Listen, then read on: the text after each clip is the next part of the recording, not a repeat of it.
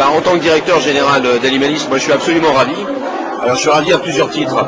Le premier des titres, c'est que la tenue générale du salon, c'est-à-dire les efforts qu'ont fait les industriels, les fournisseurs pour avoir des stands de qualité ouverts vers le grand public et ouverts vers nos équipes, a vraiment eu un impact très fort sur nos équipes qui se sont trouvées de fait très impressionnées. Ça, c'est la première satisfaction. La deuxième satisfaction, c'est qu'au niveau de nos équipes, des gens de magasins qui ont pu venir découvrir ce salon, ils ont pu profiter des bonnes offres qui nous avaient été proposées par les industriels. Et puis je pense également qu'ils ont été impressionnés par la bonne facture de ce salon et par les innovations, les nouveautés qui leur ont été présentées. Donc de l'avis général, ils m'ont tous dit qu'ils étaient absolument ravis. Michel ? En qualité d'industriel, je dirais que c'est un très bon salon pour deux raisons. La première, c'est que c'est la première fois où le salon Paradisio, où on a reçu autant de magasins, autant de responsables de magasins, et les responsables de magasins ont été très attirés par les nouveautés produits, par l'innovation produit. Et je pense qu'aujourd'hui, c'est ce qui fait la force de ce marché, c'est d'avoir de l'innovation dans le produit. Et puis, c'est un salon, comme le disait Olivier, très qualitatif. Et je crois qu'au nom de tous les industriels, tout le monde a fait des efforts de présentation de concept, mais aussi d'aide à la vente. Parce que ça, c'est très important. Je crois qu'on peut avoir les plus beaux produits du monde. Si on n'apporte pas la valeur ajoutée avec des outils de communication pour bien faire connaître le produit, eh bien le consommateur et le client qui est possesseur ou futur possesseur d'animal n'aura pas un impact particulier sur son produit. Donc à ce titre-là, je dirais que c'est un salon très qualitatif. Et je trouve que les responsables de magasins sont de plus en plus attachés aux produits. Et je crois que c'est quelque chose pour nous de complètement nouveau. Parce que la distribution a évolué en 15 ans. Les produits, on les met en tête de gondole, ils sont faciles à vendre. Maintenant, on a des formations produits, des séances de formation produits. On a des produits très innovants qui demandent un peu de technicité. Il faut les expliquer. Et pour les expliquer au consommateur final, il faut que ça passe par les magasins. Et là, les chefs de rayon sont quand même de plus en plus attachés à la formation, à la qualité du produit et à l'innovation du produit. Et tout ça pour le bien-être des animaux. Alors, je vois que vous êtes plutôt contents de comment s'est passé Paradisio. Nous sommes, je pense, tous les trois contents de comment ça se passe Animal Expo dans cette première journée. Donc, je vais mettre un peu les pieds dans les plats. Est-ce que vous pensez que d'ici un an, après la semaine un peu tragique et au niveau économique qu'on a vécu avec la crise financière aux États-Unis et dans l'ensemble des bourses mondiales, vous pensez que le prochain Animal Expo et le prochain Paradisio, on serait aussi content, c'est-à-dire quelles sont pour vous, quelles peuvent être les conséquences qu'on vient de vivre cette semaine un peu folle? Alors, j'aurais tendance à dire que moi j'ai trois niveaux de lecture de ce qui est en train de se passer.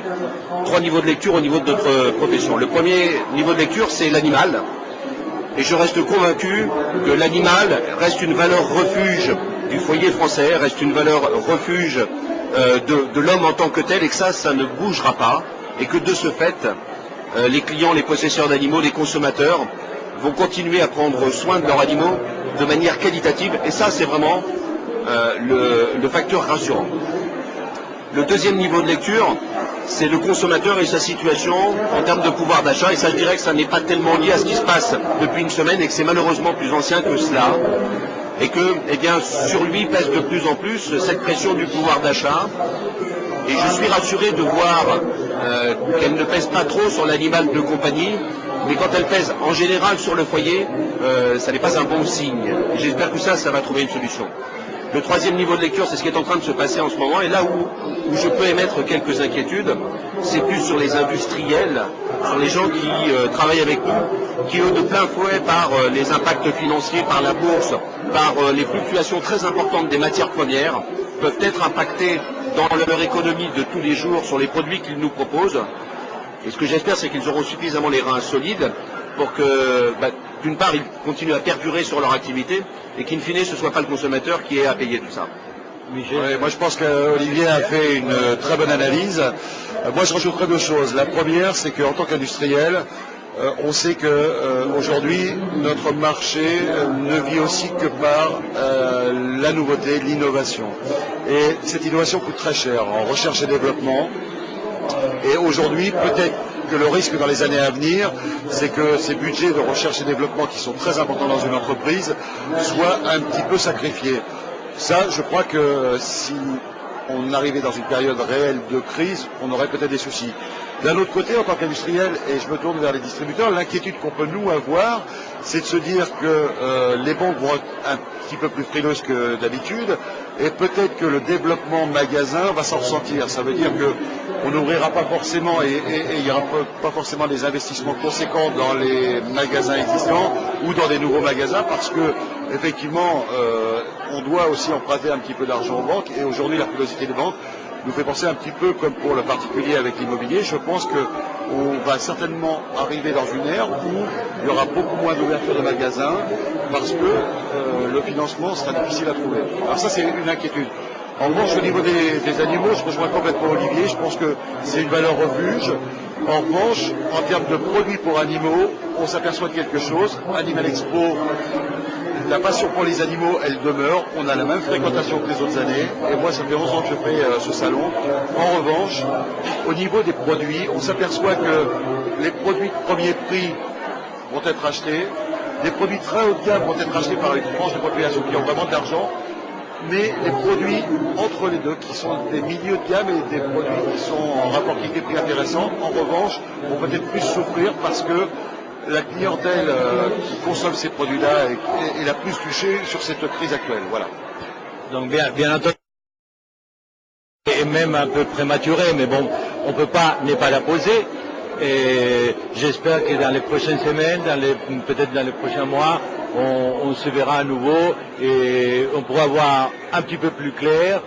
Mais je pense que quand même, on peut penser qu'historiquement, le marché, l'animal des compagnies, pour les raisons que vous venez d'évoquer, est un marché qui est peu sensible aux crises, étant donné la place et les côtés affectifs que l'animal a dans notre société et dans la famille.